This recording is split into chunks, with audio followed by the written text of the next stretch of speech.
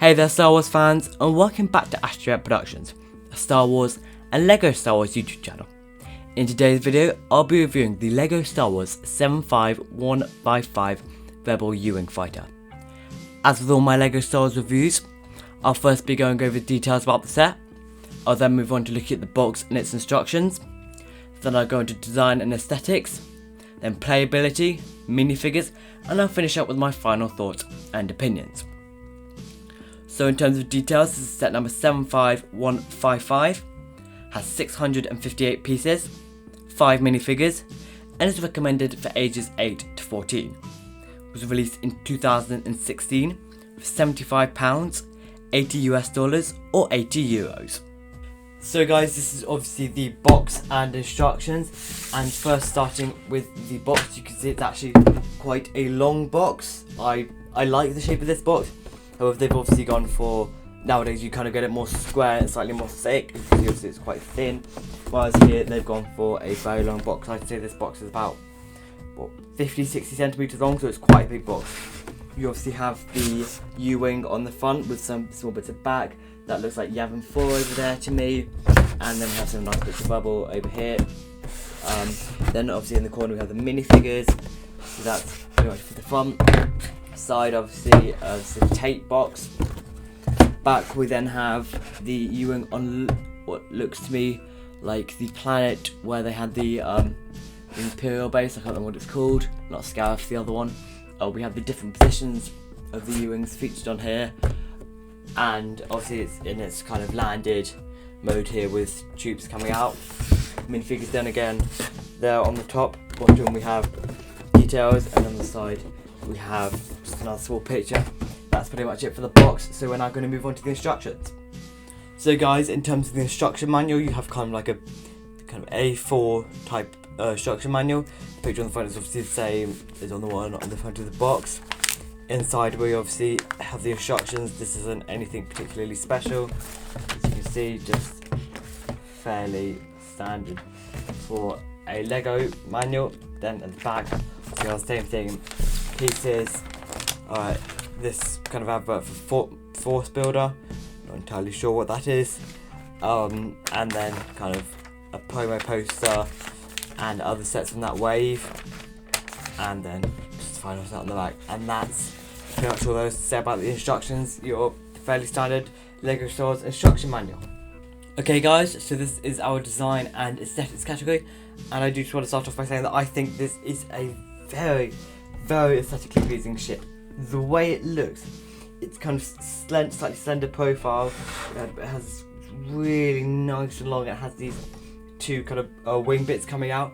I think it looks so good. So if we start from the back, we have these 4 engines here. Really nice engine piece. They pretty much use the same or very similar design on the 2020 Resistance Transport, because you know it's a really nice solid design. It's slightly wobbly, you know, it turns around slightly a bit, but it's a really good solid design, and it stays in place, and they're quite hard to knock off, which I really like about the set. The back of the set has tons of these really nice 1x2 grey grill pieces, which again I absolutely love. And then you have the kind of not exhaust port, the almost like the reactor bit there at the back, the main reactor. And then again on the top we have a lot of really nice greebling that I absolutely adore. I think, you know, the way they've used the variety of colours, and you know, again with the grill pieces. The grill pieces on the set are so good. I love them so much, and I think they really kind of make it pop. We also have the lovely grey cockpit piece there. So usually often you might get kind of blue or something, but this time they decided to go just for the straight light grey, which I really appreciate. One slight downside of the set is there are quite a few stickers. So those two are both stickers. You've got stickers here on the engines. I don't mind stickers. In fact, you also have a sticker there on those doors, and that's one side. I don't mind stickers. I quite like the stickers. You know, as long as you're careful, they don't really bug me at all. But I know a lot of people dislike them, so that could be a slight drawback for some people. And then on the bottom we have this main kind of cargo hold. We'll get to that in playability. On the bottom it all looks fairly nice, nicely painted off. And I have this beautiful clear piece there, again with some stickers on. But I do really like the sticker details. Of course, it would have been nice if they could have been printed, but that would have driven the price up. And so, you know, I'm glad they kept it low, and I'm glad they kept it accessible for most people. And to be honest, I do not mind at all their stickers. I do also want to say, you know, again with the contrast of colour, there's that one grey piece there. I think it just makes it look more as in it belongs to the Rebellion, because the Rebellion, you know, as we all know, didn't have much money and resources, so this kind of stuff would have been badly maintained.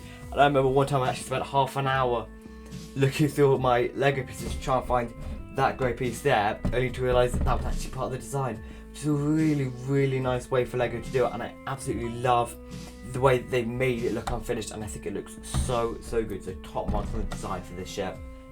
Okay, so now on to our next category, which is probably going to be my favourite, and that is playability. And this ship has a lot of playability, and I'm going to start with the most obvious, which is obviously the wings. So at the moment, the ship is in landed mode. You know, this is up here on the ground, and sometimes it does fly like this. And I think that also might be combat mode. I'm not entirely sure. However, to turn it into its flight mode, you essentially just pull these out, push them on there. These flip all the way around, and they're kind of like ball joints. Don't know if you can see there. And essentially they just slot in there on one side and slot in there on the other side, and you have this absolutely beautiful kind of Y-shaped profile for the ship now, which I think looks absolutely spectacular. It's actually really difficult to get this whole thing in shot.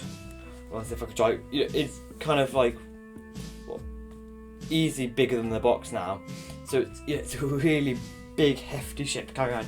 And then even like this, you know, it's got grip for you to be able to swish it. You know, you can grab there at the back, that's a very nice place. You can also, I like to just grab at the bottom on the cargo hold and turn it around. So in terms of that, for kids, it's very nice. And then to put them back in, just slide them up and they push in. Sometimes it can be a little bit tricky, to be honest. It's not that bad. Now, like most ships like this, it has spring-loaded missiles, so you have kind of two 1x2s pointed out at the top there. Just fire them off one at a time, and they shoot up there like so. Very simple, very basic, like every other spring-loaded missile. Now you also have the cockpit piece here, and to get the pilot in, essentially you can either lift up yourself, or actually at the back here there are two silver knobs, and if you just push them, flips that up slightly, and then you can pull that up, and it's much easier to put the pilot in. Now I'll just quickly put it in, show you how it works. The pilot figure, you can see you have a small control panel in there, and then a slot-in chair there. You just put them up, rest them in, and you are going to have to put it back slightly, just to get the chair like that, and then he slides in just fine, and you have your pilot figure in there, which is really nice. Now, the thing that annoys me about this set, and this is such a good set, apart from this thing, is that there is absolutely zero room for tubes.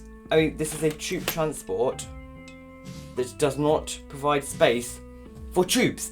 And Lego seems to be doing that a lot at the moment. You know, we had the clone turbo tank from the same year, I think, and this year we've got the Resistance transport and the Knights of Ren transport. None of them have any space for tubes. What is the point of a tube transport that you cannot put tubes in? And I'll show you how much space there is, and I'll try to jam as many figures in there as I can. But you know, usually you'd only get maybe 3 or 4 in there. So this is literally the entire thing. That size out, which is a really nice mechanism. That size out the other side, exact same thing. That is the entire space you've got in a tube transport to put tubes in it. I mean, you can see the wall is right there. It's absolutely tiny. I mean, I'll try and fit some minifigures in and show you just how few I can fit in. I'd be surprised if I could fit more than 4 in, to be honest. But I'll see what I can do and show you in a sec. Okay guys, so the results are in, and I could fit a grand total of 4 minifigures in a transport ship. A transport ship that in universe can fit about, what, 20? Here I can fit 4. Lego, that is not good enough. I mean, and you can see in there just how squished they are. I mean, like, they've got Jin there and Cassian there. They are literally touching. It's appalling how bad that is.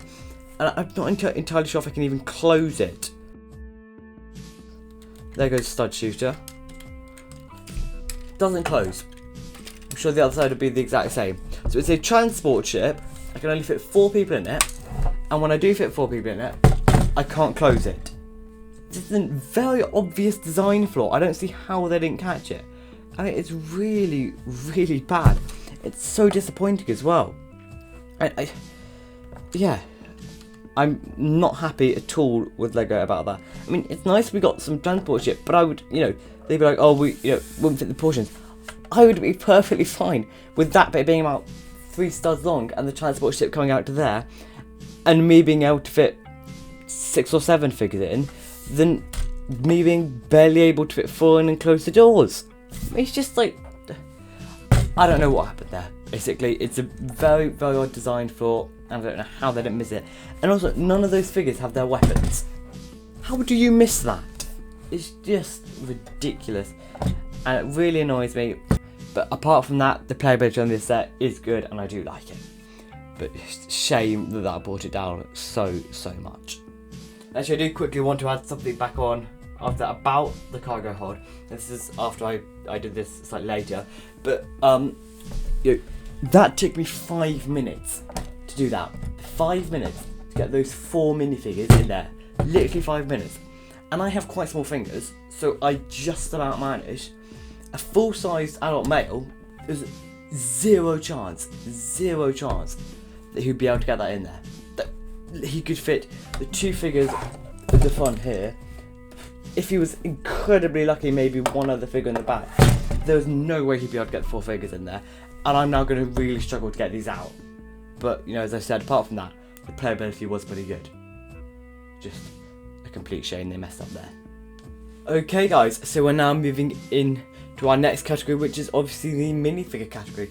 We are starting with our first minifigure, which is Jin Erso. This is her kind of outfit in the second half of Rogue One. We have her kind of little felt poncho here, which is really nice. It's got a kind of nice pattern at the bottom. She also has this really nice facial expression and this really lovely kind of helmet piece. Then you can see her hair kind of poking out at the back there. That's all one mould apart from the goggles, of course. If you take that off, you can see that she does indeed have a second face, a slightly nicer, more smiling face, which is obviously a good thing. And then under the poncho we have this really nice kind of jacket thing with like a grey shirt underneath. And this poncho is kind of like felt, but you can just lift it up and hold it there. And we have small back printing on the back. You could of course take the poncho off if you want. I kind of do a mix depending on what I'm using it for. This weapon puzzles me slightly. I don't really know what it's for or what it's supposed to be. If someone knows, down in the comments. It's the same kind of build as we got with the First Order Riot Trooper in the Battle on Takodana, but she doesn't have a weapon like that at any point in the movie. I kind of use it as a rocket launcher, but I'm not entirely sure, so if anyone knows, I'd really appreciate you telling me that. But yeah, that's pretty much it for the Jin Erso minifigure. A really nice minifigure. Our next minifigure is the Cassian Andor minifigure. This is obviously his kind of outfit for all of Rogue One. He has a really nice torso printing and then continuing down to the leg. I love this torso printing. I think he's wearing some sort of coat here, but I'm not entirely sure. The legs aren't dual modded, unfortunately. I wish they were, but most of them are just that kind of tan orangey colour. You do have some leg printing again, which is really nice. Now on the back we do have small printing. Again, that's kind of like the hood from his coat and some more kind of markings on there. A fairly standard hairpiece. His head, again, dual moulded. He's got this kind of lovely scrubby beard and then some more kind of like almost cheeky charming expression on the other side, which I really like. And his gun is just a standard gunmetal grey blaster. We next have a U-Wing pilot. This is the exact same pilot that we actually got in the Y-Wing from the same year, I believe. so I'm not entirely sure what the deal is there, but nonetheless I think this is a really nice minifigure. It's the same kind of standard printing we get on the normal Rebel pilot, except it's just in dark blue, which is a really nice colour. He also comes with a pistol. His kind of waist piece is entirely printed, it's continuous printing the whole way. It looks absolutely stunning. Then we have a small back print. This helmet is not one of the ones they sort of had at the time where it's got the visor as well. This one just attaches straight off like that, and we can see he's got a head, slightly scared face there, and then on the side, if we turn it around, he's got a smiling face. Now there was a micro fighter that had another one of these minifigures, and this was slightly different, had like a black helmet and the visor came down. I think that was actually more accurate to what we see in the movie, and I would have slightly preferred to get that, but I still nonetheless really like this minifigure. I love the printing on the helmet. I think that looks so good. But yeah, this is just a great minifigure overall, but I wish we could have got the other one.